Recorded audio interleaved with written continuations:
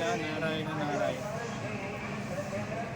కలియుగ రక్షకుడు నారాయణుడు పరమేశ్వరుడు అనేక విభిన్న రూపాలు అవతరించి ధర్మరక్షణ కోసం అనేక అవతారాలు దాచాడు పరమేశ్వరుడు. గోరక్షకుడు నారాయణుడు స్వయముగా వేద రక్షణ చేయడానికి, మనకి ఆగ్నేయంలో గణపతి, మనకు సూర్యభగవానుడు, బాలా త్రిపుర సుందరి అమ్మవారు, ఇంకా విశేషంగా ఈశ్వరుడు మరియు సత్యనారాయణ స్వామి మధ్యలో విష్ణు పంచాయతనంగా ఇక్కడ స్వామివారు ఉన్నారు.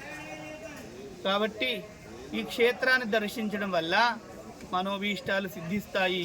లోకమంతా సుభిక్షంగా ఉండాలి, లోకమంతా క్షేమంగా ఉండాలని లోక కళ్యాణార్థము మేము కూడా స్వామి దర్శనానికి రావడం జరిగింది.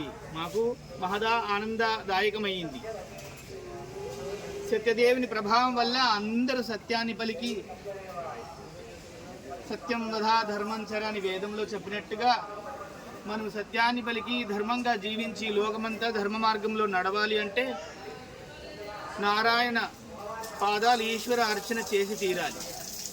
దానివల్ల మనం ధరించగలుగుతాం. లోకా సమస్త సుఖినో భవంతు.